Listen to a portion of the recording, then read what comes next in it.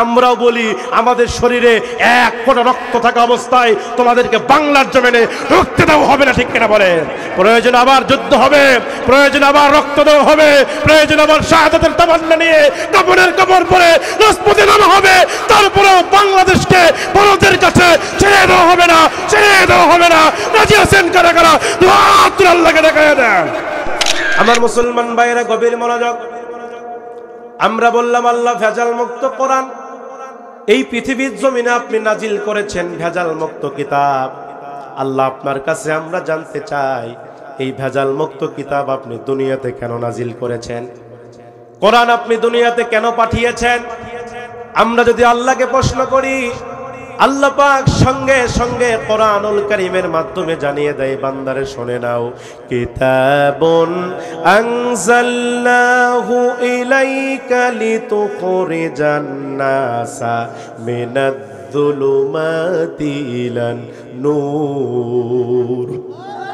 আল্লাহ বলে, বান্দারে শুনে নাও, কোরআনুল কারীম কেন নাজিল করেছি, কোরআনুল কারীম কি জন্য অবতীর্ণ করেছে। ভাইরা আমার, এই কোরআনুল কারীম আল্লাহ পাক নাজিল করার কারণ হলো, যেই সকল মানুষগুলো জাহান্নামের পথে চলে গেছে, যেই সকল মানুষগুলো জাহান্নামের রাস্তায় ছুটে গেছে, যেই সকল মানুষগুলো অন্ধকারের ভিতরে পড়ে আছে, জুলুমাতের মধ্যে পড়ে আছে, এই অন্ধকারের ভিতরে পড়ে থাকা মানুষগুলোকে আলোর পথ দেখাবার জন্য আল্লাহ পাক কোরআন নাজিল করেছে। আমরা বললাম আল্লাহ কোরআনটা আপনি নাজিল করলেন অন্ধকারের ভিতরে পড়ে থাকা মানুষগুলোকে আলোর পথ দেখাবার জন্য। এবার আপনার কাছে আমরা জানতে চাই, আল্লাহ আপনি এই কোরআনটা নাজিল করেছেন কোন মাসে, কোন ভাবে নাজিল করেছেন? আমরা যখন আল্লাহকে প্রশ্ন করেছি, আল্লাহ এই কোরআনটা আপনি কোন মাসে নাজিল করেছেন, এই কোরআনকে আপনি জানুয়ারি মাসে নাজিল করেছেন, নাকি ফেব্রুয়ারি মাসে নাজিল করেছেন, নাকি ডিসেম্বর মাসে নাজিল করেছেন, এই প্রশ্ন যখন আপনি আল্লাহকে করবেন, আল্লাহ পাক সঙ্গে সঙ্গে জবাব দিয়ে দেয় কোরআন দিয়ে। আল্লাহু আকবার বলেন। আল্লাহ পাক সঙ্গে সঙ্গে জবাব দিয়ে দেয়। আল্লাহ পাক বলছেন, শাহরু রমাদানাল্লাযী উনজিলা ফীহিল কুরআন হুদাল লিন-নাসি ওয়া বায়্যিনাতিম মিনাল হুদা ওয়াল ফুরকান। আল্লাহ পাক ডাক দিয়া বলে, দুনিয়ার মানুষরা, আমি যেই কোরআনুল কারীম তোমাদের হেদায়েতের জন্য নাজিল করেছি, যেই কোরআনুল কারীম তোমাদের পথ নির্দেশিকা হিসাবে নাজিল করেছি, তোমাদের জান্নাতি বানানোর জন্য নাজিল করেছি, এই কোরআনুল কারীম আমি আল্লাহ পাক মহিমান্বিত রমজান মাসেই পাঠিয়ে দিয়েছি। জোরে গণ সুবহানাল্লাহ। আমার মুসলমান ভাইয়েরা, দুঃখ লাগে, আফসোস লাগে, যেই কোরআনটা আল্লাহ পাক আমাদের হেদায়েতের জন্য নাজিল করলেন, আমাদেরকে জান্নাতি বানানোর জন্য কোরআন নাজিল করলেন, কিন্তু দুঃখ লাগে আমার ভাইরা, আজকে আমাদের হাতে কোরআন আছে, আমাদের ঘরের মধ্যে কোরআন আছে, আজকে মাদ্রাসায় কোরআন আছে, মসজিদের ভিতরে কোরআন আছে, কিন্তু কোরআনের কোনো বাস্তব রূপ নাই। কথা বলেন না কেন? আজকে বাড়ির ভিতরে কোরআন আছে, প্রত্যেকটা ঘরে কোরআন আমরা রেখেছি, কিন্তু কোরআন রেখেছি ঠিক আছে, কিন্তু এই কোরআন আমরা মানতে পারি না। কথা বলেন না কেন? আল্লাহ পাক বলছেন, যারা কোরআন মানতে পারে না, যারা এই কোরআন থেকে দূরে সরে যায়, যারা কোরআনের বিধান থেকে দূরে সরে যায়, আমার আল্লাহ পাক বলছেন, যারা কোরআন থেকে মুখটা ফিরিয়ে নেয়, আল্লাহ তাদের ব্যাপারে কত আফসোস করে বলছেন। সূরা তাহা আপনি খুলে দেখবেন, সূরা তাহার মধ্যে আল্লাহ পাক যারা কোরআন থেকে দূরে সরে যায় তাদের ব্যাপারে কত আফসোস করে বলছেন, ওয়ামান আ'রাদা আন যিকরি ফাইন্না লাহু মাঈশাতান দনকা ওয়া নাহশুরুহু ইয়াওমাল কিয়ামাতি আ'মা। জোরে বলি আল্লাহু আকবার। আল্লাহ পাক বলছেন, যারা নাকি এই কোরআনের বিধান থেকে, এই কোরআনের নসিহত থেকে, এই কোরআনের উপদেশ থেকে যারা নাকি মুখটা ফিরিয়ে নেবে, যারা কোরআনের বিধান থেকে দূরে সরে যাবে, আল্লাহ বলেন ওই বান্দাদের দুনিয়ার জীবনটা সংকীর্ণ হয়ে যায়। কার কথা? জোরে বলেন। আপনি কোরআন থেকে দূরে সরে যাবেন, আপনার দুনিয়ার জীবনটা সংকীর্ণ হয়ে যাবে। এই দুনিয়াতে আপনি শান্তি পাবেন না, আপনি হতাশাগ্রস্ত হয়ে পড়ে যাবেন, সবসময় আপনার মাথার মধ্যে টেনশন কাজ করবে। আল্লাহ বলে শুধু এটাই নয়, ওয়া নাহশুরুহু ইয়াউমাল কিয়ামাতি আমা, এবং কিয়ামতের ময়দানে তাদেরকে আমি আল্লাহ অন্ধ করে উঠাবো। কার কথা? আর কথা? আপনি কোরআন থেকে দূরে সরে যাবেন, এই কোরআন আপনার জীবনে বাস্তবায়ন করবেন না, এই কোরআন আপনি মানবেন না, কোরআন আপনি গ্রহণ করবেন না, এই দুনিয়ার জীবনটা আল্লাহ আপনার সংকীর্ণ করে দিবে। আপনি শান্তি পাবেন না, যেখানেই যাবেন খালি অশান্তি। আছে না নাই?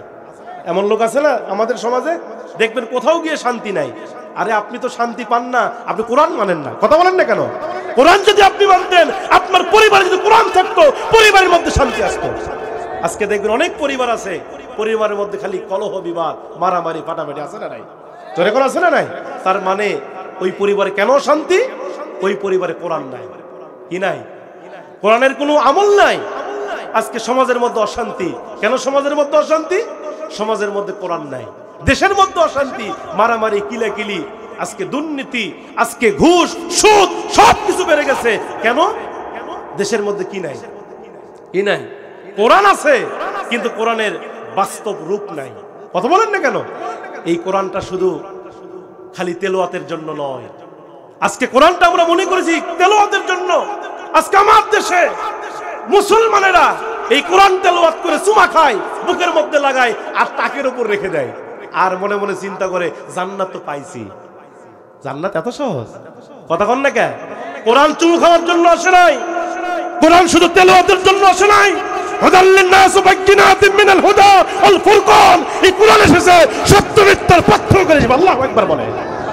জাআল হক ওয়া জাহাকাল বাতিল। আল্লাহ বলছে কোরআন এসেছে কোনটা হক আর কোনটা বাতিল, কোনটা সত্য আর কোনটা মিথ্যা, এটা পার্থক্য করে দেওয়ার জন্য। আল্লাহু আকবার বলে। পৃথিবীতে বহু দল আছে, আপনি কোন দলের পিছনে আপনি দৌড়ান? যেই দলে কোরআন নাই। কথা বলেন না কেন? আজকে আমার দেশে বহু দল আছে, যেই দলের নেতাও নামাজ পড়ে না, কর্মীও নামাজ পড়ে না। কথা বলেন না কেন? যেই দলের নেতা খায় গাঞ্জা আর কর্মী খায় ইয়াবা। এই কথা বলতেছেন না কেন আপনারা? কোন দল আপনি করছেন? কার পিছে আপনি ঘুরছেন? আল্লাহর কোরআন বলছে কোরআনের দল করো। কোন দল করো? দল করতে হবে, কোরআনের দল করতে হবে। যদি আপনি কোরআনের দল করতে না পারেন, সূরা আল ইমরান খুলে দেখেন 85 নম্বর আয়াত। আপনার কোন আমল আল্লাহ কবুল করবে না। কার কথা? এটা আমার বাবার কথা নয়, আমার বানানো কোনো কথা নয়। আল্লাহর কোরআন বলছে ওয়ামাই ইয়াবতাগি গায়রুল ইসলামি দীনান ফালা ইউকবালা মিনহু ওয়া হুয়া ফিল আখিরাতি মিনাল খাসিরিন। কার কথা? কার কথা? সূরাতুল আল ইমরান 85 নম্বর আয়াত। আল্লাহ বলছেন ওয়ামাই ইয়াবতাগি, আর যে ব্যক্তি অন্বেষণ করে, আর যে ব্যক্তি খুঁজে বেড়ায় গায়রুল ইসলামি দীনান, ইসলাম ছাড়া অন্য কোনো জীবন ব্যবস্থা, ইসলাম ছাড়া অন্য কোনো মতবাদ, ইসলাম ছাড়া অন্য কোনো মতাদর্শ, ইসলাম ছাড়া অন্য কোনো দল যারা করে, আল্লাহ বলছেন ফালাই ইউকবালা মিনহু, ফালাই ইউকবালা মিনহু, আমি আল্লাহ পাক তার থেকে কোনো আমল কবুল করব না। আল্লাহকে সেজদা যতই দেন না কেন, আপনি দল করেন বাতিল দল, আপনি দল করেন বাটপারি চিটারি দল, কোরআন বিরোধী দল করেন, আপনি যদি সেজদা দিয়ে আপনার কপাল যদি কালো বানায় ফেলেন, আপনার সেজদা আল্লাহ কবুল করবে না। কথা কন না কেন? হজ করতে করতে 18 বার হজ করছেন, আপনার হজ কবুল হবে না, আপনার যাকাত কবুল হবে না, আপনার রোজা কবুল হবে না। ওহুয়া ফিল আখিরাতি মিনাল খাসিরিন। দুনিয়াতে তো ইবাদত কবুল হবেই না, কিন্তু পরকালে ওহুয়া ফিল আখিরাতি মিনাল খাসিরিন, এবং আখিরাতের ময়দানে আপনি ক্ষতিগ্রস্তদের অন্তর্ভুক্ত হবেন। কার কথা? কার কথা? নবীরা দল করেছে কার? কার দল করেছে? সাহাবীরা দল করেছে কার? আল্লাহর দল করেছে। পৃথিবীতে দুইটা দল থাকবে, আল্লাহ কোরআন বলছে দুইটা দল থাকবে। একটি দল হবে হিজবুল্লাহ, একটি হবে আল্লাহর দল। একটি কার দল? আরেকটি হবে হিজবুশ শাইতান, আরেকটি দল হবে শয়তানের দল। এখন সিদ্ধান্ত আপনার, আপনি আল্লাহর দলে থাকবেন না শয়তানের দলে থাকবেন। এখন বলবেন হুজুর আল্লাহর দল কোনটা? দুনিয়াতে তো বহু দল আছে, আল্লাহর দল কেমনে চিনবো? যেই দলে কোরআন আছে সেটাই আল্লাহর দল। আল্লাহু আকবার বলে।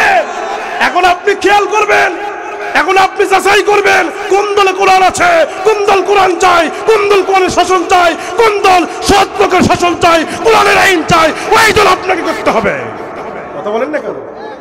আপনি কি মনে করতেছেন জান্নাত এত সহজ?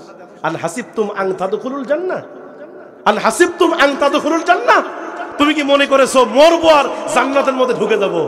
ও জান্নাত তোমার মামুর বাড়ির কলা, খালি সিলবে আর খাবে। কথা কন না কেন আপনারা? জান্নাত কি এত সহজ? আল্লাহ বলে জান্নাত পেতে গেলে ওয়ালা নাবলু আন্নাকুম বিশাইইম মিনাল খাউফি ওয়াল জুই ওয়া নাকসিম মিনাল আমওয়ালি ওয়াল আনফুসি ওয়াস সামারাত। আল্লাহ বলেন জান্নাত পেতে গেলে অবশ্যই অবশ্যই এই দুনিয়াতে তোমাকে পরীক্ষা দিতে হবে। কি দিতে হবে? পরীক্ষা দিতে হবে। পরীক্ষা আসবে, বিপদ আসবে, জুলুম আসবে, অত্যাচার আসবে, হাতের মধ্যে হ্যান্ডকাপ লাগাবে, কোমরের মধ্যে রশি লাগাবে, জেলের মধ্যে বন্দী করবে, রিমান্ডে নিবে, এমনকি ফাঁসির কাস্টে ঝুলিয়ে দুনিয়া থেকে বিদায় পর্যন্ত করে দিবে। কথা বলেন না কেন? আমার বাংলাদেশে আলিমরা পরীক্ষা দেয়নি? কথা বলেন না কেন? এই 17 বছর ধরে 16 বছর ধরে সবচাইতে নির্যাতিত ছিল আমার বাংলাদেশের আলিম সমাজরা। কথা বলেন না কেন? আলিমরা সত্য কথাগুলো বললেই তাদের গায়ে লাগতো। দুনিয়াতে যে যেখানে সমস্যা হয় না কেন খালি দোষ আসতো আলিমদের ঘাড়ে। রাস্তায় কুত্তা মরে আছে, বলে কে মারছে রে? কোচে হুজুর মারিছে। কতক্ষণ না কেন? আপনারা দেখেন নাই সেই ঢাকার রানা প্লাজা ভেঙে গেল, কে যেন একজন বিবৃতি দিচ্ছেন যে রানা প্লাজা কে ভাঙছে, সে বলতেছে হুজুররা ধাক্কায়া ধাক্কায়া এটা ভেঙে ফেলে দিছে। এই কথা কন না কেন? তার মানে বোঝা গেল এই 16 বছর ধরে সবচাইতে মাজলুম ছিল, নির্যাতিত ছিল হলো এই দেশের আলিমরা। কতক্ষণ ঠিক কিনা? অথচ আলিমরাই হলো এই জাতির শ্রেষ্ঠ সন্তান। কথা বলেন না কেন? এই আলিমরা আছে বলে আজকে দুনিয়া টিকে আছে। আমি বলতে চাই কি অপরাধ ছিল সেই কাদের মোল্লার, কি অপরাধ ছিল মতিউর রহমান নিজামীর, কি অপরাধ ছিল কোরআনের পাখি আল্লামা দেলোয়ার হোসেন সাঈদী। কথা বলেন না কেন? কি অপরাধ ছিল আল্লামা সাঈদীর? তিনি তো কোরআনের তাফসীর করেছেন প্রায় 50 বছর ধরে এই আল্লাহর জমিনে কোরআনকে বুকে নিয়ে সারা পৃথিবীতে আল্লামা সাঈদী কোরআনের তাফসীর করেছেন, যার তাফসীর শুনে অসংখ্য মুসলিমরা হাতে হাত দিয়ে কালিমা পড়ে মুসলমান হয়েছে। আল্লাহু আকবার বলেন। আল্লাহর জীবন্ত একজন ওলি ছিলেন আল্লামা দেলোয়ার হোসেন সাঈদী। এই বগুড়াতেও তিনি তাফসীর করেছেন। তিনি সেই বীর চট্টলার ময়দানে আল্লামা সাঈদী 5 দিন ধরে তাফসীর করতেন। আল্লামা সাঈদীর মাহফিলে হাজার হাজার নয় লক্ষ লক্ষ মানুষের সমাগম হতো।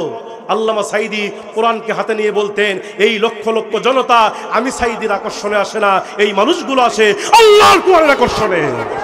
আল্লামা সাঈদী সাহেব বক্তব্য দিতে গিয়েই বলতেন ইমান কত তীব্র ছিল। তিনি বলতেন ভেজা বেড়ালের মতো 500 বছর বেঁচে থাকার লাভ নাই, সিংহের মতো 1 ঘন্টা বাঁচতে চায়। ঠিক কিনা যেন বলেন? আল্লামা সাঈদী যা বলেছেন আমার বাংলাদেশে তা বাস্তবে মিল খেয়ে গেছে। কতক্ষণ না কেন? তিনি বলেছিলেন, আপনারা শোনেন নাই, যেমন একটা সময় আসবে পালাবার জন্য ইন্দুরের গর্তও খুঁজে পাবে না। কতক্ষণ পাইছে? গাছের গোড়া থেকে এমন একটা ঝাঁকুনি দেওয়া হবে মামু বাড়ি দিল্লি গিয়ে পড়বা। কথা বলেন না কেন? বাংলাতে জায়গা হয়েছে। আবার শোনা যাচ্ছে মাঝে মাঝেই নাকি বলতেছে যে কাছে আসি শর্ট করে ঢুকে যাব। কতক্ষণ না কেন? এরকম ফোনালা ফাঁস হচ্ছে না, বলতেছে কাছে আসি শর্ট করে ঢুকে যাব। আমরাও বলি কোনো সমস্যা নাই, আপনি আসেন। কতক্ষণ না কেন? কারণ দেশ আপনার, জনগণ আপনার, সব আপনার। আপনি আসবেন না তো কে আসবে? আপনি আসেন। আপনি শর্ট করে ঢুকে গেলে আমরা ধরে শর্ট করে আয়না ঘরের মধ্যে ঢুকাবো। কথা কন না কেন? কারণ বাংলাদেশের মুসলমান নির্যাতন ভোলে না, ইতিহাস ভোলে নাই। কথা কন ঠিক কিনা? যেদিন long march to Dhaka 5 August, যেদিন ছাত্র জনতা সেই ঢাকার অভিমুখে রওনা করেছিল, বাংলাদেশের সারা দেশ থেকে হাজার হাজার লক্ষ লক্ষ কোটি কোটি ছাত্ররা সেই ঢাকার অভিমুখে রওনা করেছিলেন। ওই দিন এই স্বৈরাচার ফ্যাসিবাদী সরকার তিনি সেনাপ্রধানদেরকে বলেছিলেন, আপনারা প্রয়োজনে গুলি করেন, প্রয়োজনে লাশের পর লাশ ফেলে দেন, রক্তের বন্যা বয়ে দেন, তারপর আমারে ক্ষমতার চেয়ারে থাকতে হবে। কতক্ষণ না কেন? সেনাপ্রধানরা বললেন না, সম্ভব না। যত ছাত্র আসতেছে একজনরে গুলি করলে আরেকজন গুলির সামনে বুক পেতে দেয়। আল্লাহু আকবার বলবেন না? কয়জনটা আমরা মারবো? একজনরে মারলে আরেকজন গুলির সামনে বুক পেতে দেয়। কয়জনটা আমরা গুলি করে মারবো? এরা তো বঙ্গপালের মতো ছুটে আসতেছে। সুতরাং আমাদের পরিবেশটা আমাদের অনুকূলে নাই। সুতরাং আপনি পদত্যাগ করেন। কি করেন? পদত্যাগ করেন। এবার ফ্যাসিবাদী সরকার বললেন আমারে 2 দিন সময় দেন, একটু ভাবি। কয়দিন সময়? সেনাপ্রধান বলতেন আপনারে 2 দিন কেন? সময় দিলাম 45 মিনিট। কত মিনিট? জোরে কোন? সময় দিলাম 45 মিনিট। শাহবাগ থেকে গণভবনে আসতে ছাত্র জনতার মাত্র লাগবে 45 মিনিট। যদি এর ভিতরে দেশ ছাড়তে পারেন জীবনটা কোনো রকমে বাঁচবে, আর যদি দেশ ছাড়তে না পারেন আপনার হাড্ডি পর্যন্ত খুঁজে পাওয়া যাবে না। কথা বলেন না কেন? সুতরাং এই দেশ এই ছাত্র জনতার রক্তের উপর দিয়ে এই দেশ স্বাধীন হয়েছে। কথা বলেন না কেন? এই জন্যই ছাত্রদের রক্তের সঙ্গে কেউ বেঈমানি করবেন না। এই ছাত্ররাই যেটা জামাত করতে পারে নাই, যেটা বিএনপি করতে পারে নাই, যেটা জাতীয় পার্টি করতে পারে নাই, যেটা চরমনাই করতে পারে নাই, যেটা ফুরফুরে করতে পারে নাই, যেটা আট্রাসি করতে পারে নাই, বাংলাদেশের কেউ করতে পারে নাই, সেইটা বাংলাদেশের এই তরুণ ছাত্র জনতা করে দেখিয়ে দিয়েছে। কথা বলেন ঠিক কিনা? এক আবু সাঈদ দুনিয়া থেকে বিদায় নিয়ে চলে গেছে, লক্ষ আবু সাঈদ রাজপথে নেমেছে। কথা বলেন না কেন? এক মীর মুগ্ধ শহীদ হয়েছে, লক্ষ লক্ষ মীর মুগ্ধ রাজপথে নেমেছে। এক মুনির শহীদ হয়েছে, এক রহিম শহীদ হয়েছে, লক্ষ লক্ষ মুনিরের মতো যুবকরা ইসলামকে বিজয় করার জন্য মাঠে নেমেছে। কথা বলেন ঠিক কিনা? সুতরাং এই দেশে সামনেতে অনেক ষড়যন্ত্র আসছে, কিন্তু আমরা তাদের ষড়যন্ত্রকে বানচাল করার জন্য প্রস্তুত আছি তো ইনশাল্লাহ? আছি তো ইনশাল্লাহ? তারা ভারতীয় চক্রান্ত করছে, এই দেশে ইসকন নামে একটা সংগঠন দিয়ে এই দেশকে তারা হিন্দুস্থানে পরিণত করতে চায়। কথা কন না কেন? এই দেশকে হিন্দুস্থানে পরিণত করে এই দেশের মানুষকে শোষণ করতে চায়। আমরা মুসলমানরা শপথ গ্রহণ করেছি, আমাদের শরীরে এক বিন্দু ফোঁটা রক্ত থাকা অবস্থায় ইসকনের দালালদেরকে আমাদের দেশে রাখবো না। কথা কন ঠিক কিনা? এই জন্য মুসলমান ভাইয়ের আমার, আল্লাহ বলছেন তোমরা কোরআনের দল করো। নবীরা কোরআনের দল করেছেন। সাইয়্যিদিনা মুসা তিনি কোরআনের কথা বলেছেন। মুসা আলাইহিস সালাম তিনি দাওয়াত দিয়েছেন আল্লাহর কোরআনের, আল্লাহর কথা বলেছেন। মুসা আলাইহিস সালাম আল্লাহর কথা বলতে গিয়া তিনিও নির্যাতিত হয়েছেন। আল্লাহ পাক মুসাকে বলছে, মুসা তুমি ধৈর্য ধারণ করো, আমি আল্লাহ পাক তোমাকে সাহায্য করবো। সুবহানাল্লাহ বলে সাইয়্যিদিনা মুসা আলাইহিস সালামের কথা মনে পড়ে গেল। তিনি আল্লাহর দল করেছেন। হযরতে মুসা আলাইহিস সালাম তিনি কালেমার দাওয়াত দিয়েছেন। ওই সময়ে যেই ছিল স্বৈরা শাসক ছিল, যিনি নির্বাচন করেছে কোনো ভোট লাগে নাই, নাউজুবিল্লাহ বলেন। বিনা ভোটে সরকার হয়েছিলেন ওই ফেরাউন, যার নাম ছিল বখতে নাসর। তাফসীর ইবনে কাসিরের বর্ণনা, নাম ছিল বখতে নাসর, কিন্তু তার উপাধি ছিল ফেরাউন। এখন বলবেন হুজুর ফেরাউনটা কেন বলা হয়? ওই সময়ে যারা জুলুম করেছে, জনগণের উপর অত্যাচার করেছে, যারা নিজেকে খোদা দাবি করেছে, তাদেরকে বলা হতো ফেরাউন। এবার সাইয়্যিদিনা মুসা আলাইহিস সালামের উপর আয়াত নাজিল হয়ে গেল। আল্লাহ পাক আয়াত নাজিল করলেন কোরআন থেকে, ইযহাব ইলা ফিরআউনা ইন্নাহু তাগা। আল্লাহ পাক মুসার উপর আয়াত নাজিল করে জানিয়ে দিলেন, হে মুসা যাও, তুমি ফেরাউনকে এই মুহূর্তে কালেমার দাওয়াত দাও। ফেরাউন তাগুত হয়ে গেছে, ফেরাউন সীমা লঙ্ঘন করেছে, ফেরাউন নিজেকে খোদা দাবি করেছে। তুমি তাকে কালেমার দাওয়াত দাও, দিনের দিকে ফিরায় নিয়ে আসো। এই কথা যখন আল্লাহ পাক মুসাকে বললেন, মুসা ডাক দিয়ে বলছে, আল্লাহ কালেমার দাওয়াত তো দেব ঠিক আছে, কিন্তু আমার জিহ্বা তোতলা। আল্লাহু আকবার বল। আল্লাহ আমার জিহ্বা তোতলা, আমি কথা বলতে গেলে আটকে আটকে যাই, এই জন্য আমার মেজাজ গরম হয়ে যায়। কারণ তোতলা লোকের রাগ কম না বেশি? দেখবেন সমাজের মধ্যে যারা তোতলা এদের মেজাজ কিন্তু গরম হয়ে যায়। তাফসীরের মধ্যে এসেছে মুসা নবী যখন রাগ করেছে তখন তার মাথার চুল পাগড়ি ভেদ করে দাঁড়িয়ে যেত। সেই মুসা ডাকতে বলছে, আল্লাহ আমার জিহ্বা তোতলা, আমার মেজাজ গরম হয়ে যায়, আমার রাগ বেশি, আল্লাহ আপনি আমার জিহ্বা ঠিক করে দেন। আল্লাহ পাক বলছে, ও মুসা তুমি যখন আমারে যেইটা বলো ওইটা আমারে করে দিতেই হয়। আল্লাহু আকবার। কারণ মুসা ছিল নাসর বান্দা, কারণ মুসা আলাইহিস সালাম আল্লাহকে এত বেশি ভালোবেসেছে। আল্লাহ পাকের একজন কাছের একজন নবী ছিলেন, যিনি আল্লাহর সঙ্গে প্রত্যেক রাতেই তুর পাহাড়ে কথা বলতে, আল্লাহর সঙ্গে তিনি প্রত্যেক দিনই কথা বলতেন। আল্লাহ কেমন এমন প্রশ্ন করতেন হযরতে মুসা। আল্লাহ বলে, ও মুসা তুমি আমার এমন এমন প্রশ্ন করো যেই প্রশ্ন শুনে আমি আল্লাহ বেকায়দায় পড়ে যাই। একদিন হযরতে মুসা আলাইহিস সালাম কিতাবের মধ্যে আসছে, একদিন হযরতে মুসা আলাইহিস সালাম আল্লাহর সঙ্গে কথা বলতে গিয়া আল্লাহকে ডাকতে বলছে, আল্লাহ আমি মুসা এমন তিনটা কাজ করতে পারি, আপনি আল্লাহও সেটা পারেন না। আল্লাহ ডাকতে বলে, ও মুসা তুমি বেশি চালাক, কিন্তু তোমার বেশি চালাকি কিন্তু সব সময় ভালো না। মুসা ডাকতে বলছে, আল্লাহ আমি বেশি চালাক বলে কি হবে? আমি মুসা কখনো মিথ্যা বলি না, যা বলি সত্যই বলি। আল্লাহু আকবার। মুসা ডাকতে বলতেছে, আমি সত্যই বলি। আল্লাহ পাক ডাকতে বলেন, ও মুসা কেমন তিনটা কাজ তুমি পারো, আমি আল্লাহ পারি না, তোমার কাছে আমি জানতে চাই। এবার পয়গম্বর মুসা আল্লাহকে লক্ষ্য করে ডাকতে বলছে, আল্লাহ সেই তিনটা কাজের ভিতরে এক নাম্বার হলো আমি মুসা খাইতে পারি, আপনি আল্লাহ কোনোদিন খাইতে পারেন না। সুবহানাল্লাহ। আল্লাহ কি খায় নাকি? খাবারের প্রয়োজন আছে? মুসা ডাকদা বলছে আল্লাহ আমি প্রত্যেকদিন খাবার খাই, আমি সকালে খাই, দুপুরে খাই, রাতে খাই, কিন্তু আপনি আল্লাহ কোনোদিন খাইতে পারেন না। আল্লাহু আকবার। এবার আল্লাহ ডাকদা বলছে মুসা 2 নম্বরে কি এমন কাজ তুমি পারো আমি পারি না? আল্লাহর পয়গম্বর মুসা ডাকদা বলছে আল্লাহ 2 নম্বর হলো আমি মুসা ঘুমাইতে পারি, আপনি আল্লাহ ঘুমাইতে পারেন না। সুবহানাল্লাহ জোরে বলে। আল্লাহ কি ঘুমায়? ঘুমানোর প্রয়োজন আছে, কিন্তু মুসা প্রত্যেক রাতেই ঘুমায়। এই জন্য মুসা বলছে আল্লাহ আমি প্রত্যেক রাতেই ঘুমায় যাই, কিন্তু আপনি আল্লাহ কোনোদিন ঘুমাইতে পারেন না, কারণ আল্লাহর ঘুম নাই। সেই কথা কোরআনে আছে না নাই? লা তাখুযুহু সিনাতু ওয়ালা নাওম, আল্লাহর ঘুম নাই, আল্লাহর তন্দ্রাও নাই। এবার মুসা ডাকতে বলছে আল্লাহ 3 নম্বরে আমি মুসা কোনো একদিন এই দুনিয়ার মায়া ত্যাগ করে কবরে চলে যাব, আমি মুসা মারা যাব, কিন্তু আপনি আল্লাহ কোনোদিন মরবেন না। আল্লাহু আকবার বলে।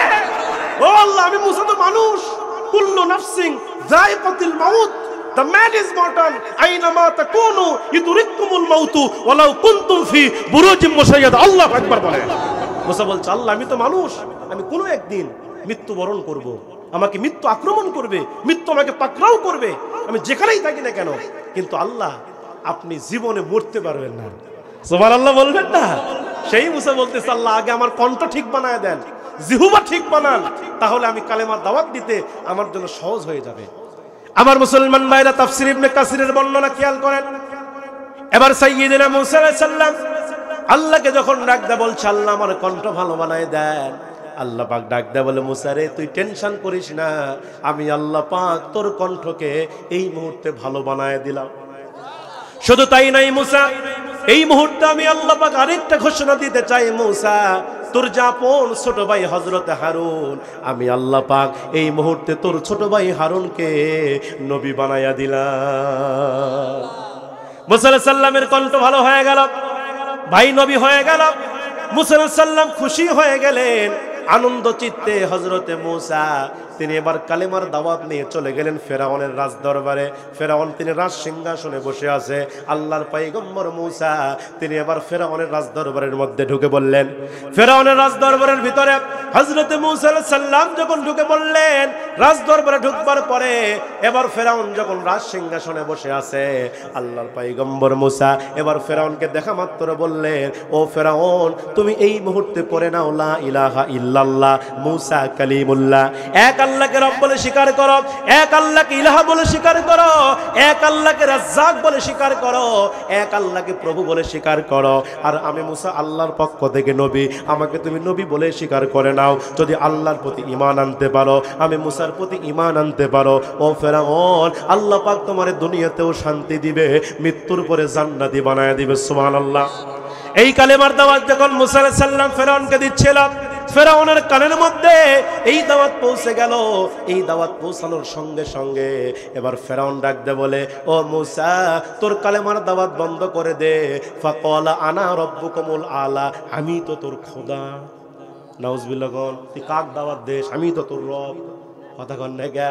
ফেরাউন বলতে আমি তো তোর খোদা, আমি তো তোর রাজ্জাক, আমি তো তোর প্রভু, আমি তো তোর ইলাহ, তুই আমার রব বলে মানে?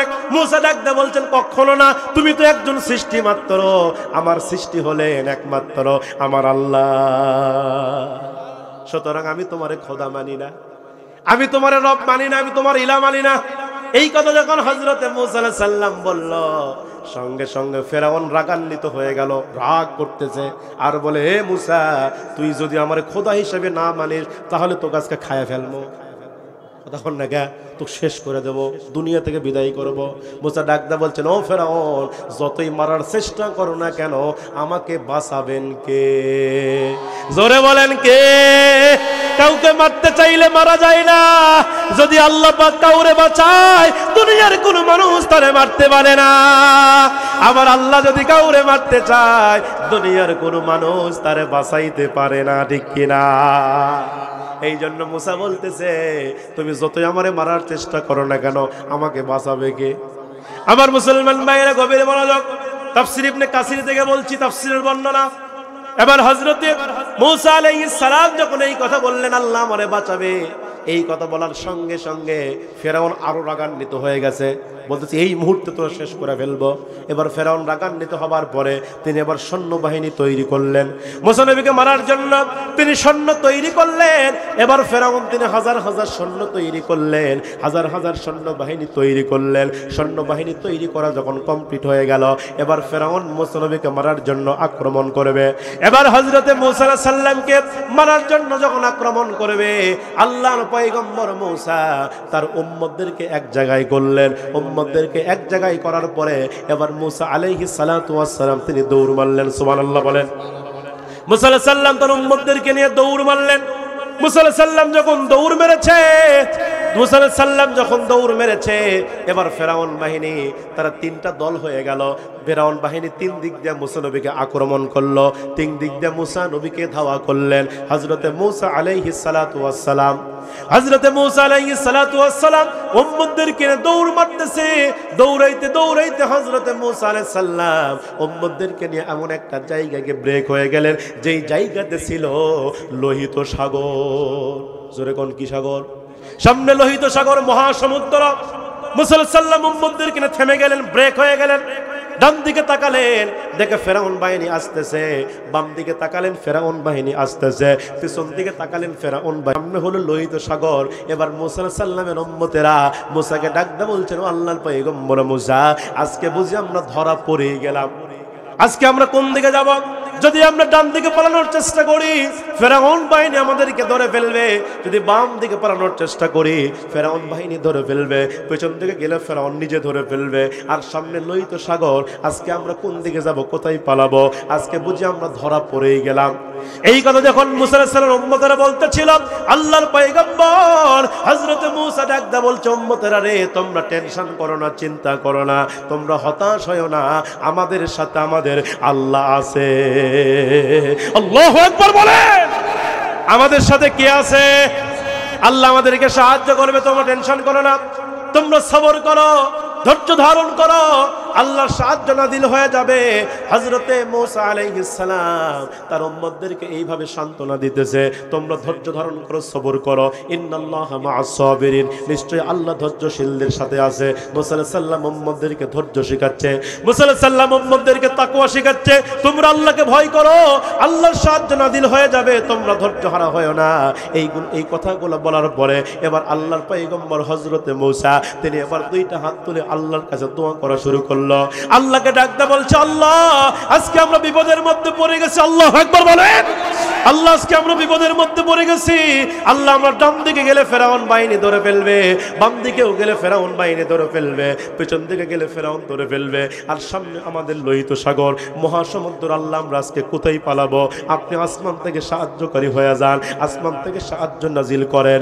এই দোয়া যখন আল্লাহর পয়গম্বর মুসা আল্লাহর কাছে যখন করতেছিলেন, দোয়া যখন করা শেষ হয়ে গেল, আল্লাহ পাক মুসাকে ডাকতে বলছেন, ও মুসা, তোর হাতের মধ্যে ওইটা কি দেখা যায়? মুসা ডাকতে বলছে, আল্লাহ আমার হাতের মধ্যে আছে আসা।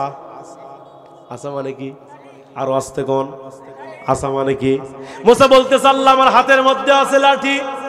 আল্লাহ পাক মুসাকে পাল্টা প্রশ্ন করলেন, ও মুসা, তোর হাতের মধ্যে যেই লাঠি খানা দেখা যায়, এই লাঠি দিয়ে তুই কি করিস? তাফসীর ইবনে কাসিরের মধ্যে এসেছে, এই প্রশ্ন যখন আল্লাহ মুসাকে করলেন, তুই লাঠি দিয়ে কি করিস, সঙ্গে সঙ্গে হযরতে মুসা ডাকতে বলেন, আল্লাহ আমি এই লাঠি দিয়া দুইটা কাজ করি। কয়টা কাজ করি? জোরে বলেন। এবার আল্লাহ পাক মুসাকে আবার প্রশ্ন করলেন, ও মুসা, তুই লাঠি দিয়ে কি দুইটা কাজ করিস? আমি আল্লাহ জানতে চাই। সুবহানাল্লাহ কোন? এবার মুসা আলাইহিস সালাম বলছে, আল্লাহ লাঠির কাজ হলো দুইটা। তার এক নাম্বার হলো, আমি মুসা এই লাঠি দিয়ে প্রত্যেকদিন বকরির পাতা পারি। সুবহানাল্লাহ। কালকে বাড়ির যা করে আরো জোরে কোন সুবহানাল্লাহ। মুসা বলতেছে, আল্লাহ এই লাঠি দিয়ে আমি মুসা প্রত্যেকদিন বকরির পাতা পারি। কি কথা রে? একজন নবী হয়ে বকরির পাতা পারে, তার মানে কি বোঝেন আপনারা? বকরির পাতা কে পারে কোন? তো যার বকরি আছে। কথা বোঝেন না আপনারা? বকরির জন্য পাতা কে পারে? পাতা কে খায়? মানুষ খায় না, বকরি খায়। এ কথা কন না গায়? তো মুসা আলাইহিস সালামের বকরি ছিল, এই জন্য বকরির পাতা, লাঠি দিয়ে বকরির পাতা পেরে এই পাতাগুলো বকরিকে খাওয়াতেন। সুবহানাল্লাহ। তাহলে এত বড় একজন নবী হয়ে তিনি বকরি চড়াতেন। সুবহানাল্লাহ বলবেন না? শুধু মুসা নবী একাই না, এই আল্লাহর এই জমিনে অসংখ্য নবীরা বকরি চড়িয়েছেন। এজন্য কোন কোন মুফাসসিররা বলেছেন যে তোমরা বাড়িতে বকরি পালন করো, এটা নবীদের সুন্নাত। সুবহানাল্লাহ কোন, কারণ বকরির মধ্যে বরকত আছে। কি আছে? বরকত আছে। বাড়িতে বকরি রাখবেন।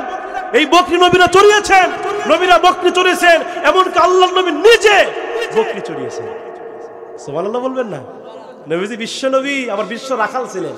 নবীজির মতো এত দামি রাখাল পৃথিবীতে ছিল? আল্লাহু আকবার বলেন।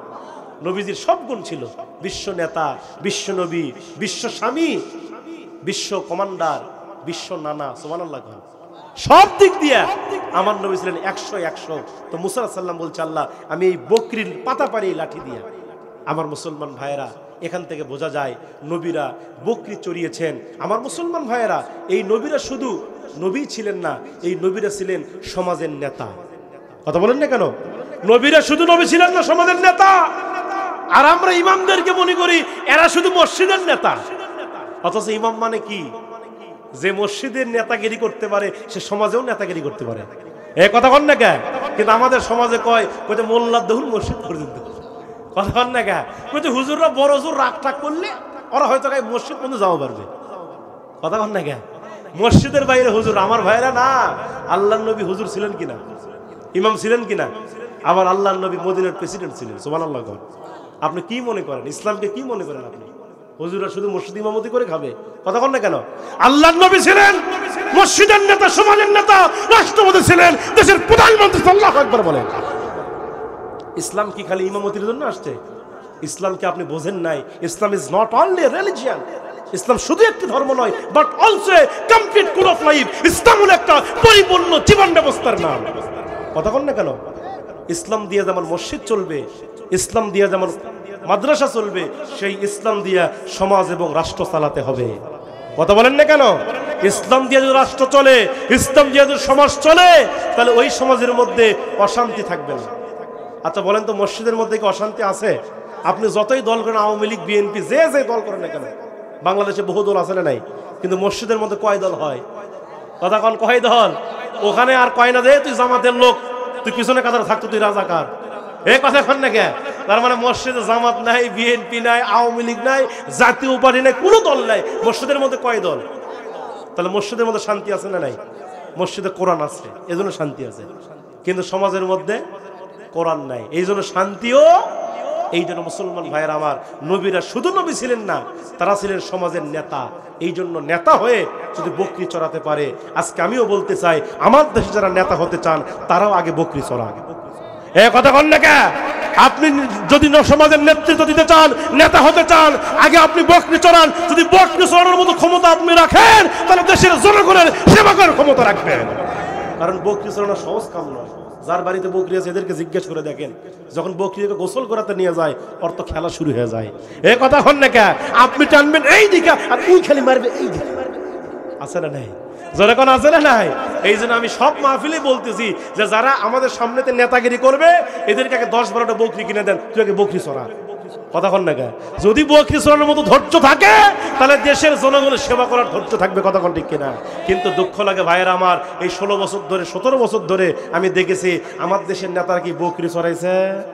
কথা কন না কেন? বকরি চড়ায়, ওরা খালি মানুষের ঘুম মারা খাওয়ার উস্তাদ। এই কথা কন না কে? জনগণের রড খায়, গম খায়, চাল খায়, তেল খায়, এমন কোন জিনিস নাই, এমনকি পায়খানা পর্যন্ত খায়। এই কথা কন না কে? আছে না নাই? আবার এই নেতার পিছনে আপনারা স্লোগান মারেন, হাই রে স্লোগান, এক কাপ চা খাওয়ার লোভে বলছে আমার নেতার চরিত্র ফুলের মতো পবিত্র, নামাজ পড়ে না এক ওয়াক্ত, গাঁজা খায় 4 ওয়াক্ত। কথা কন না কে?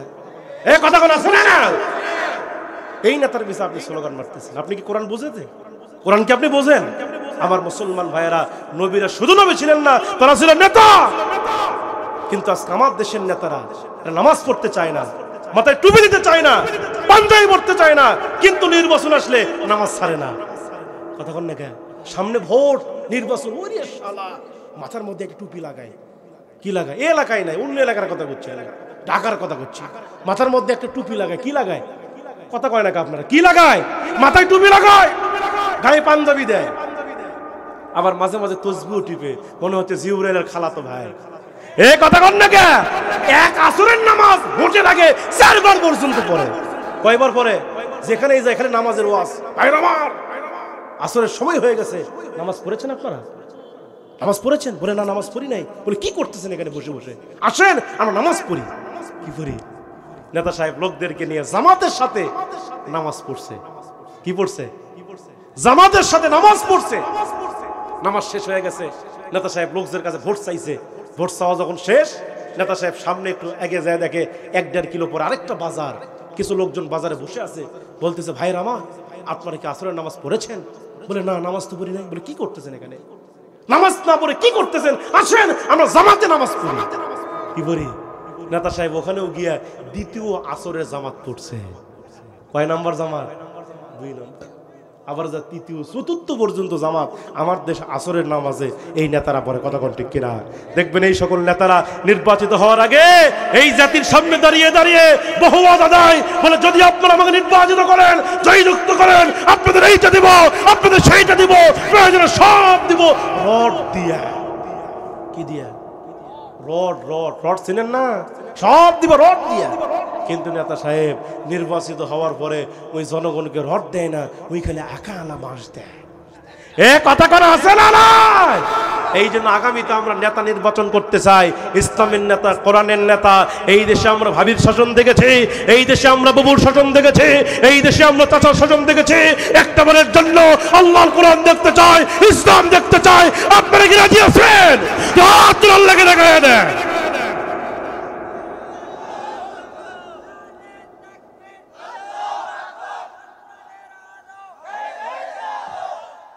আমার ভাইয়েরা, এই কোরআন যদি পার্লামেন্টে পাশ হয়ে যায়, আমার দেশে দুর্নীতি থাকবে না।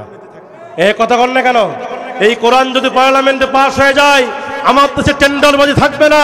এই কোরআন যদি পার্লামেন্টে পাশ হয়ে যায়, আমার দেশে টেবিলের তলে দিয়ে ঘুষ নেওয়া বন্ধ হয়ে যাবে। এই জন্য এরা চাচ্ছে না যে কোরআন পার্লামেন্টে যাক, কারণ কোরআন পার্লামেন্টে গেলে রাত 12টার পরে মদের বোতল খাওয়া বন্ধ হয়ে যাবে। এ কথা বল না কে? ঘুষ খাওয়া বন্ধ হবে, টেবিলের তলে দিয়ে ঘুষ খায়। আবার কিছু লোক নামাজও পড়ে ঘুষও খায়, খালি ডয়ার খালি খুলে দিচ্ছে, কোথায় হাত দেওয়া যাবে না, নামাজ পড়ি। কথা কোন না? কোথায় যা দিব ওর মধ্যে রাখা যায়, তাহাজ্জুদের সময় তুলবে ওটা। এ কথা কোন আছে না নাই? টেবিলের তলে দিয়ে ঘুষ খায়। আবার কিছু কিছু আছে মিষ্টির প্যাকেটে খায়, ভাত খায়, মিষ্টির প্যাকেটের মধ্যে ঘুষ লিয়ে যাচ্ছে। বলতেছে এটা কিসের জন্য? কোথায় মিষ্টি খাওয়ার। কি খাওয়ার? এ কথা কোন? কি খাওয়ার? কোথায় মিষ্টি খাবার কড্ডি আছে, কোথায় বেশি লয় 2 লাখ আছে। কয় লাখ আছে? কিরে মিষ্টি খাওয়ার যদি 2 লাখ হয়, তাহলে বিরিয়ানি খাওয়ার কয় লাখ আছে? এ কথা কন না কে? এরকম ঘুষ আরো আছে না নাই? এই ঘুষ তখনই বন্ধ হবে যখন এই কোরআনের সমাজ প্রতিষ্ঠা হয়ে যাবে। আল্লাহর ওয়াদা। সূরা হজ পড়ে দেখেন। আপনারা তো কোরআন পড়েন না, কোরআন রিসার্চ করেন না।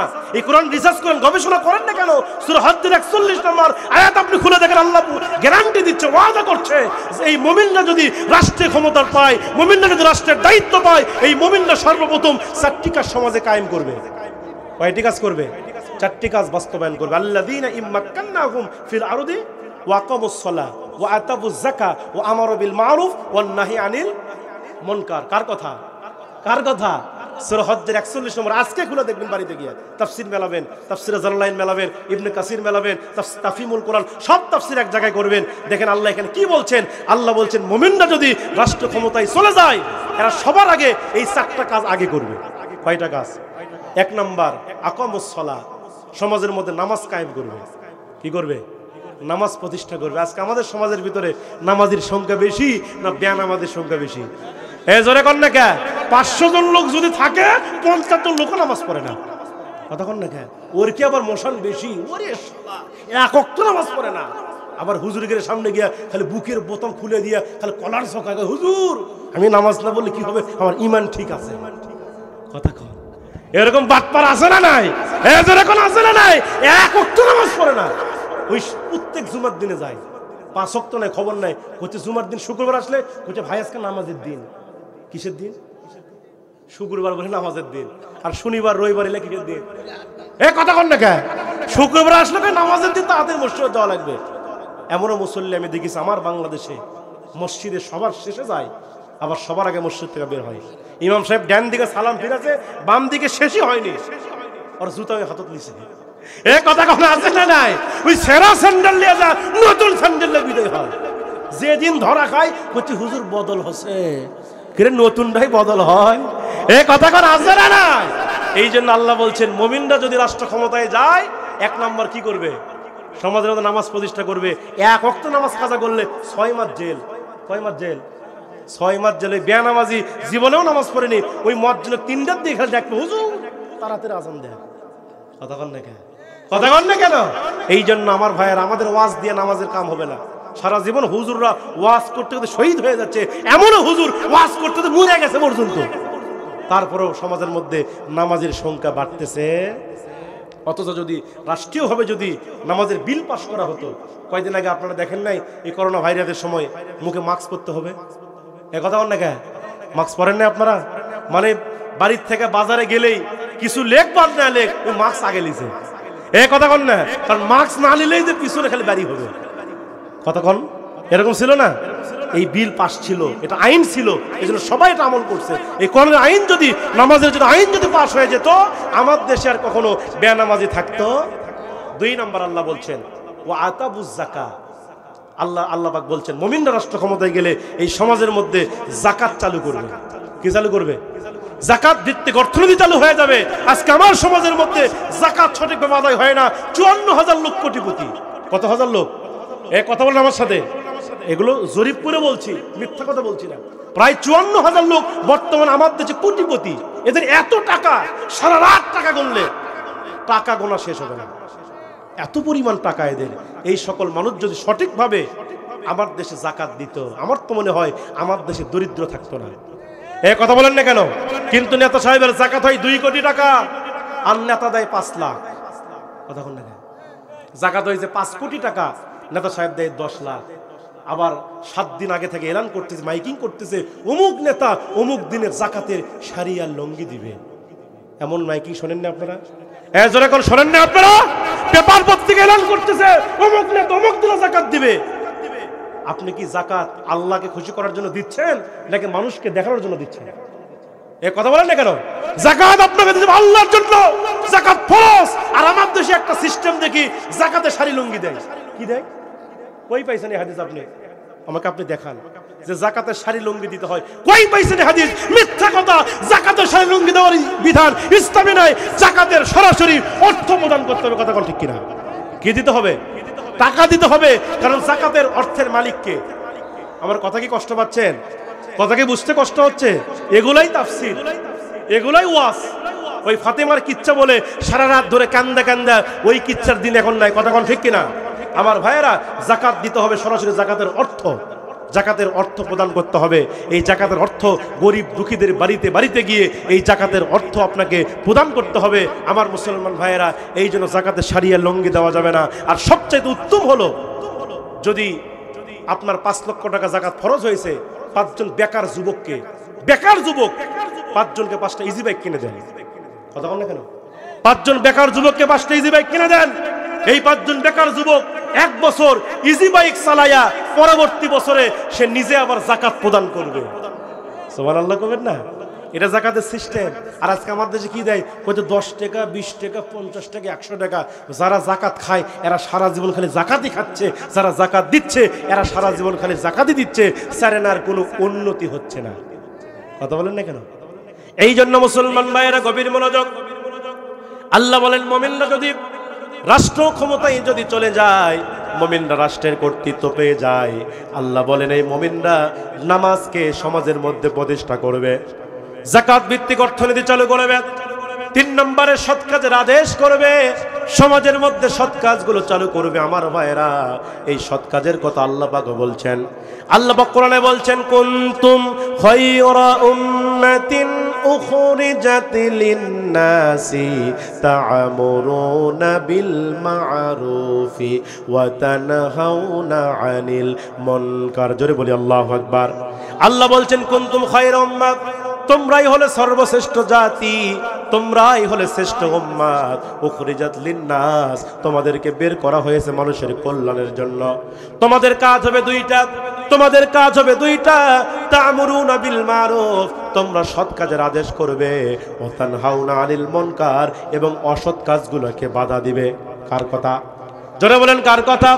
এই জন্য আল্লাহ বলে মুমিনরা যদি রাষ্ট্র ক্ষমতায় চলে যায়, 3 নম্বরে তারা সৎ কাজের আদেশ করবে, আর 4 নম্বরে সমাজের ভিতরে যত অসৎ কাজ হবে সব অসৎ কাজগুলো বন্ধ করবে। কথা কোন ঠিক কিনা? এই জন্য মুসলমান ভাইয়েরা আমার, সাহাবীরাও তাই করেছেন। বিশ্বনবীর সাহাবী হযরত ওমর, তিনি রাষ্ট্রপ্রধান ছিল, তিনিও কিন্তু সমাজের মধ্যে সৎ কাজ চালু করেছে। হযরত আবু বকর তিনিও সৎ কাজগুলো চালু করেছে। হযরত ওসমান, হযরত আলী, এমনকি বিশ্বনবীর সাহাবী হযরত আব্দুল্লাহ, কিতাবের মধ্যে এসেছে আল্লাহর নবী যখন তাবুক যুদ্ধের ডাক দিয়েছেন, হযরত আব্দুল্লাহ তিনি যুদ্ধের ময়দানে চলে যেতেছেন। সুবহানাল্লাহ বলেন। নবীজি আমার যখন যুদ্ধের ডাক দিলেন, সাহাবীদেরকে লক্ষ্য করে বললেন, ও আমার সাহাবীরা, এই মুহূর্তে তাবুক যুদ্ধের ডাক এসে গেছে। ও আমার সাহাবীরা, তোমরা এই মুহূর্তে দান করা শুরু করো। এই ঘোষণা যখন আল্লাহর নবী যখন সাহাবায়ে কেরামকে দিলেন, সাহাবীরা এবার তাবুক যুদ্ধের জন্য দান করা শুরু করলো। হযরত আবু বকর তিনি যুদ্ধের জন্য দান করলেন, হযরত ওমর তিনিও যুদ্ধের জন্য দান করলেন, হযরত আবু বকর, হযরত ওসমান, হযরত আলী, সমস্ত সাহাবীরা যুদ্ধের জন্য দান করলেন। এমনকি মহিলা সাহাবীরা পর্যন্ত দান করলেন। এমনকি মহিলা সাহাবীরা নাকের ফুল খুলে খুলে যুদ্ধের ময়দানে দান করলেন, গলার হার খুলে খুলে যুদ্ধের ময়দানে দান করলেন। সমস্ত সাহাবীদের দান যখন এক জায়গায় হয়ে গেছে, আল্লাহর নবী দেখতেছে, পাশে দাঁড়িয়ে হাউমাউ করে আব্দুল্লাহ কান্না করে। আল্লাহর নবী আব্দুল্লাহর কান্না শোনার সঙ্গে সঙ্গে কিতাবের মধ্যে এসেছে, ভাইয়েরা আমার, বিশ্বনবী যখন আব্দুল্লাহর কান্না শুনতে পেলেন, আল্লাহর নবী নিজে আব্দুল্লাহর কাছে চলে গেলেন, গিয়া বলছেন, আব্দুল্লাহ তুমি এখানে দাঁড়িয়ে দাঁড়িয়ে হাউমাউ করে কান্না করো কেন? তোমার কি হয়েছে তোমার কাছে জানতে চাই। এবার বিশ্বনবীর সাহাবী আব্দুল্লাহ বললেন, ইয়া রাসূলুল্লাহ, ইয়া হাবিবাল্লাহ, নবী গো, আজকের যুদ্ধের ময়দানে আপনি যখন সাহাবায়ে কেরামকে দান করার কথা বলেছেন, বিশ্বনবী আপনার সমস্ত সাহাবীরা দান করেছে, আবু বকর দান করেছে, হযরত ওমর দান করেছে, হযরত আলী দান করেছে, এমনকি মহিলা সাহাবীরা পর্যন্ত তারা দান করেছে। নবী, আমি এত গরিব মানের সাহাবী, আমার কাছে একটা দিরহাম নাই যেইটা যুদ্ধের জন্য আমি দান করব। সুবহানাল্লাহ বলেন। আমি যুদ্ধের জন্য আমি কিছুই দিতে পারি নাই। মুসলমান ভাইরা দেখেন তাদের ঈমানটা কেমন দামি ছিল, সাহাবীরা এই কোরআন মানার কারণে তাদের মর্যাদা কেমন হয়েছিল আমার ভাইরা। এবার হযরত আব্দুল্লাহ ডাক দে বলছেন, ইয়া রাসূলুল্লাহ, আজকে যুদ্ধের ময়দানে দেবার মতো আমার কাছে কিছুই নাই, আমি যুদ্ধের জন্য কিছুই দিতে পারলাম না, কিন্তু নবী আমার মনটা চায় আমি যেন যুদ্ধের ময়দানে কিছু দান করি, কিন্তু আমার দেবার মতো কিছুই নাই। তবে নবী, আল্লাহ আমারে একটা জিনিস দান করেছে। আল্লাহর নবী ডাক দে বলছেন, কি জিনিস তোমারে দান করেছে? এবার হযরত বিশ্বনবীর সাহাবী হযরত আব্দুল্লাহ ডাক দে বলছেন, রাসূলুল্লাহ, ইয়া হাবিবাল্লাহ, নবী গো, আল্লাহ পাক আমাকে একটা জীবন দান করেছে, একটা জান দান করেছে। ও নবী, আপনি একটু আমার জন্য দোয়া করে দেন, আমি যেন আমার এই জীবনটা আল্লাহর জন্য ওয়াকফ করে দিতে পারি। আল্লাহু আকবার বলে। ও নবী, আমার জীবনটা যেন আল্লাহর জন্য আমি দিতে পারি, কারণ আমাদের জীবন দিয়েছেন কে? জোরে বলেন। আমাদের মাল দিয়েছেন কে? আল্লাহ পাক নবীকে নিজেই শিখিয়েছেন, কুল ইন্না সালাতি ওয়া নুসুকি ওয়া মাহায়ায়া ওয়া মামাতি লিল্লাহি রাব্বিল আলামিন। আল্লাহ পাক রাসূলকে লক্ষ্য করে বলেন, হে নবী, আপনি বলেন, নিশ্চয় আমার নামাজ, নিশ্চয় আমার কুরবানি, আমার জান, আমার মাল সব কিছু কার জন্য? জোরে বলেন, কার জন্য? আল্লাহ আমাদের জান মালকে কিনে নিয়েছেন, ঠিক কিনা? আল্লাহ পাক সূরা তাওবার মধ্যে বলেছেন, আমি তোমাদের জান মালকে কিনে নিয়েছি। আল্লাহ পাক সুন্দর করে বলেন, আমার সঙ্গে বলেন, ইন্নাল্লাহা আশতারা মিনাল মুমিনিনা আনফুসাহুম ওয়া আমওয়ালাহুম বিআন্না লাহুমুল জান্নাহ। আল্লাহু আকবার। আল্লাহ পাক বলছেন সূরা তাওবার ভিতরে, ইন্নাল্লাহা আশতারা, ইন্না শব্দটি আল্লাহ ব্যবহার করছেন, ইন্না শব্দটি হরফে মুশাব্বাহ বিল ফিল, ইন্না, আন্না, কান্না, লাকিন্না, লা, আল্লাহ, লাইতা, এই ছয়টি হলো হরফে মুশাব্বাহ বিল ফিল। আল্লাহ ইন্না শব্দ এনে আল্লাহ নিশ্চিত বুঝাইছেন। আল্লাহু আকবার কোন। আমার ভাইরা, আল্লাহ পাক বলছেন, ইন্নাল্লাহা আশতারা, নিশ্চয় আমি আল্লাহ পাক কিনে নিয়েছি। এখানে ইশতারও ব্যবহার করেছে, অথচ ইশতারের মুরাদিফ শব্দ হলো বাইয়া। আল্লাহু আকবার বলেন। বাইয়া মানে ক্রয় করা, ইশতারও মানে ক্রয় করা। আল্লাহ পাক বলছেন, আমি মুমিনদের কাছ থেকে ক্রয় করেছি, মুমিনদের কাছ থেকে কিনে নিয়েছি। আমরা বললাম, আল্লাহ আপনি মুমিনদের কাছ থেকে কি কিনে নিয়েছেন? আল্লাহ বলে, দুইটা জিনিস। সুবহানাল্লাহ। কয়টা জিনিস কিনে নিয়েছে? জোরে বলেন। আল্লাহ বলে, মুমিনদের কাছ থেকে আমি আল্লাহ দুইটা জিনিস কিনে নিয়েছি। এক নাম্বার হলো আনফুসাহুম, মুমিনদের জীবন। সুবহানাল্লাহ বলেন। আনফুসাহুম, মুমিনদের জান, মুমিনদের জীবন। ওয়া আমওয়ালাহুম, দুই নাম্বার হলো মুমিনদের মাল। তাহলে আল্লাহ আমাদের কাছ থেকে জানও কিনে নিয়েছেন, মালও কিনে নিয়েছেন।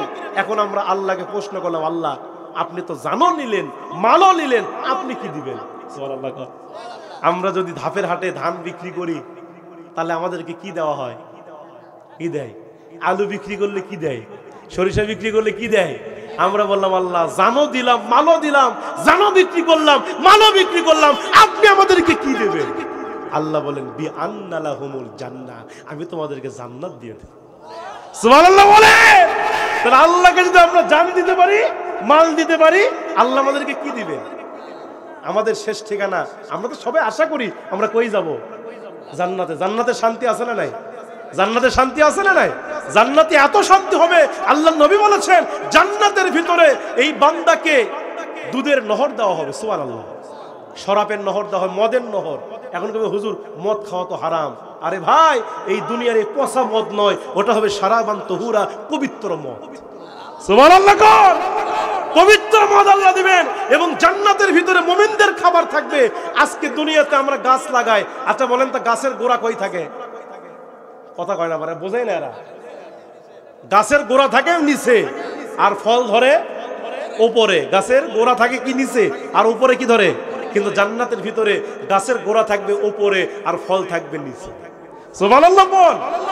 দুনিয়াতে আমরা একটা ফল খাইলে একটা স্বাদ পাই। আপেল খাইলে কি কমলা স্বাদ পাওয়া যায়? এই কথা বলেন কে? কমলা খাইলে কি আপেলের স্বাদ পাওয়া যায়? কমলা খাইলে কমলার স্বাদ, আপেল খাইলে আপেলের স্বাদ, জাম খাইলে জামের স্বাদ, কলা খাইলে কলার স্বাদ। কিন্তু আল্লাহ রাসূল বলেছেন জান্নাতের ভিতরে এক একটা ফলের ভিতরে 70 প্রকারের স্বাদ থাকবে। আরো আসতে কোন সুবহানাল্লাহ। এই যে সুবহানাল্লাহ বললেন না, জান্নাতের মধ্যে আল্লাহ একটা গাছ লাগায় দিয়েছে। জোরে কোন সুবহানাল্লাহ। আরেকটা গাছ লাগায় দিয়েছে, আবার কোন সুবহানাল্লাহ। যতবার বলবেন ততবার জান্নাতের মধ্যে আপনার গাছ লাগা হবে, গাছ লাগানো হবে। ওই গাছটা কত বড় হবে জানেন আপনি? তাফসীরের মধ্যে আসছে আল্লাহ নবী বলেছেন ওই গাছটা এত বড় হবে, একটা তেজস্বী দ্রুতগামী ঘোড়া যদি 500 বছর দৌড়ায় তারপরও ওই গাছের ছায়া অতিক্রম করতে পারবে না। এই জন্য মুসলমান ভাইরা আমার, সেই জান্নাত কে না চায়? কথা বলেন না কেন? কে না চায় সেই জান্নাত? সেই জান্নাতের মধ্যে এত শান্তি থাকবে, আকাশ দিয়ে একটা পাখি উড়ে যাচ্ছে, খালি মনটা চাইছে, অন্তরে খালি সংকল্প হয়েছে আল্লাহ ওই পাখির গোশত খাইতে পারলে কলিজা খুব শান্তি পাইতো। সুবহানাল্লাহ। খালি মনে মনে এটা হয়েছে, মুখে বলেন নাই, এটা মনে মনে হচ্ছে। সঙ্গে সঙ্গে ওই পাখি জবাই হয়ে, রান্না হয়ে, ভুনা হয়ে আপনার সামনে আসবে। সুবহানাল্লাহ বলে। ওই পাখির গোশত আপনি খাবেন প্লেটে। প্লেটে খাওয়ার পরে আপনি যে হাড়হাড্ডি গুলো ফেলে দিবেন, গোশত খাওয়ার পরে ওই হাড়হাড্ডি ফেলে দেওয়ার পরে আল্লাহ নবী বলছেন ওই হাড়হাড্ডি ফেলে দেওয়ার পরে গোশত খাওয়ার পরে এত টেস্ট হবে, এত মজা হবে, খাইতে খাইতে আপনি প্লেট শুদ্ধ চাবায় খাবেন। এখন বলো হুজুর প্লেট আবার কেমনে চাবায় খায়? প্লেট কেমন হবে? নবীজি বলছেন প্লেট হবে পাপড়ের মতো। সুবহানাল্লাহ বলেন। এবার এই গোশতগুলো খাওয়ার পরে হাড়হাড্ডি যেটা ফেলে দিবেন, ওই হাড়হাড্ডি আবার জোড়া লেগে পাখিতে রূপান্তরিত হয়ে যাবে। সুবহানাল্লাহ বলবেন না? সেই জান্নাতের ভিতরে কত নাজ নিয়ামত থাকবে। তো আল্লাহ বলছে গোলাম তোমরা যদি আমারে জান দিতে পারো, মাল দিতে পারো, বিআন্না লাহুমুল জান্নাহ, আমি তোমাদেরকে জান্নাত দেব। সুবহানাল্লাহ বলেন। এই জন্য বিশ্বনবী সাহাবায়ে কেরামকে সেই জান্নাতের কথা শুনিয়েছেন, মালের কথা বলেছেন, জানের কথা বলেছেন। হযরত আব্দুল্লাহ সেই কথাই বলছে, রাসূলুল্লাহ আমার তো মাল দেবার মতো কিছুই নাই, আপনি একটু আল্লাহর কাছে দোয়া করে দেন আজকের এই যুদ্ধের ময়দানে আমি যেন আমার মালটা দিতে পারি। আল্লাহু আকবার বলেন। আমি আমার মালটা যেন আল্লাহর জন্য দিতে পারি। এই কথা যখন হযরত আব্দুল্লাহ আমার রাসূলকে লক্ষ্য করে বললেন, আমার নবীজি ডাকতে বলছে আব্দুল্লাহ যাও যাও গাছের একটা বাকল আনো। এই কথা যখন আল্লাহর নবী বলছে, আব্দুল্লাহ মুহূর্তের মধ্যে গাছের একটা বাকল ছিঁড়ে আনলেন। গাছের একটা বাকল ছিঁড়ে আনলেন আব্দুল্লাহ। গাছের বাকল ছিঁড়ে আনার পরে আল্লাহর নবী আব্দুল্লাহর এই হাতের এই জায়গাতে গাছের বাকলটা পরায় দিলেন। গাছের বাকল যখন পরানো হয়ে গেছে, আল্লাহর নবী তখন দুইটা হাত তুলে আল্লাহর কাছে দোয়া করছে, আল্লাহ আমি আব্দুল্লাহর প্রতি রাজি আছি, আমি আব্দুল্লাহর প্রতি খুশি আছি। আল্লাহ আমি আব্দুল্লাহর রক্তকে কাফেরদের জন্য হারাম করে দিলাম, আল্লাহ তুমিও আব্দুল্লাহ রক্তকে কাফেরদের জন্য হারাম করে দাও। এই উল্টা দোয়া যখন আমার নবীজি করলো, আব্দুল্লাহ আবার কান্না শুরু করে দিল।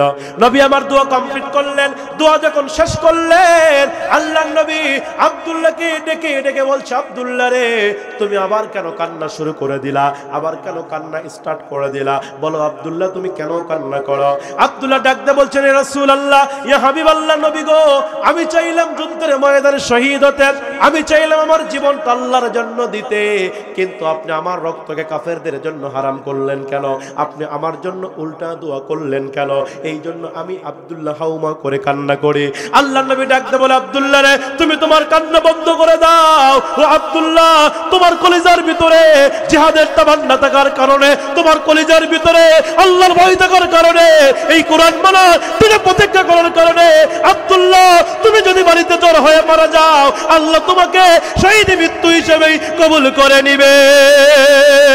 শুধু দাওয়াতের মেহমান, সুন্নাত নয় শুধু খাওয়া শেষে মধুপান, আরো কিছু সুন্নাত আছে তুমি জানো কি?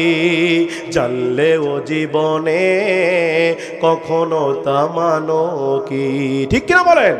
সুন্নাত কোরআনের সমাজ বিনির্মাণে বহির সকল পথ বাড়িয়ে চলা, সুন্নাত দাওয়াতে দিনের পাশাপাশি ইসলাম রক্ষায় হাতে তলোয়ার তোলা। সুন্নাত শুধু নয় নমনীয় আলাপন, আরো সুন্নাত হলো হুঙ্কার গর্জন। সুন্নাত শুধু নয় পাগড়ি মাথায় দেয়া, আরো সুন্নাত হলো রাষ্ট্রনায়ক হওয়া। মোহাব্বতে তার সুদিনের সাথী তুমি, মোহাব্বতে তার সুদিনের সাথী তুমি, দুরুদিনেও তার পাশে থাকো কি? আরো কিছু সুন্নাত আছে তুমি জানো কি? জানলেও জীবনে কখনো তা মানো কি? জোরে বলেন মারহাবা। আমার মুসলমান ভাইরা গভীর মনোযোগ, আমার হাতে সময় কম, প্রধান বক্তা চলে আসবে। আমার মুসলমান ভাইরা, আমি মাত্র হয়তো 4-5 মিনিট কথা বলতে পারবো, এর মধ্যে হয়তো প্রধান বক্তা চলে আসবে। আমার মুসলমান ভাইরা, আমি যেই কথা বলতেছিলাম বিশ্বনবীর সাহাবী আব্দুল্লাহর কথা, আব্দুল্লাহর ঈমানটা কেমন মজবুত ছিল দেখেন, আব্দুল্লাহর ঈমানটা কত দামি ছিল। ও মুসলমান ভাইরা, আব্দুল্লাহ যুদ্ধের ময়দানে যেতে পারলেন না, হঠাৎ করে বাড়িতে অসুস্থ হয়ে গেল, গায়ে প্রচন্ড জ্বর গায়ে। আব্দুল্লাহ এই জ্বর আসার কারণে আব্দুল্লাহ কাঁপতে কাঁপতে দুনিয়া থেকে বিদায় নিয়ে চলে গেল।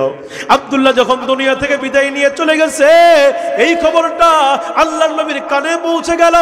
নবীজির কানে যখন পৌঁছে গেল আব্দুল্লাহর দুনিয়াতে বেঁচে নাই, আমার নবীজি তিনি সাহাবায়ে কেরামকে নিয়ে এবার আব্দুল্লাহর জানাজার নামাজের জন্য হাজির হয়ে গেল।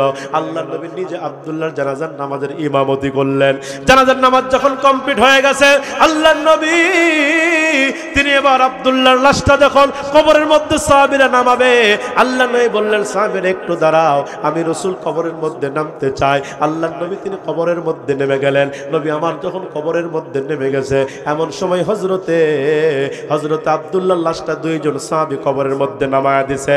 তাদের এক নম্বর হলো আবু বকর সিদ্দিক, আর 2 নম্বর হযরত ওমর। আল্লাহু আকবার বলেন, আল্লাহু আকবার বলেন। দুইজন সাহাবী আব্দুল্লাহর লাশটা কবরের মধ্যে নামায় দিছে। হযরত আবু বকর, হযরত ওমর, এই দুইজন বিশিষ্ট সাহাবী আব্দুল্লাহর লাশটা কবরের মধ্যে নামায় দিল।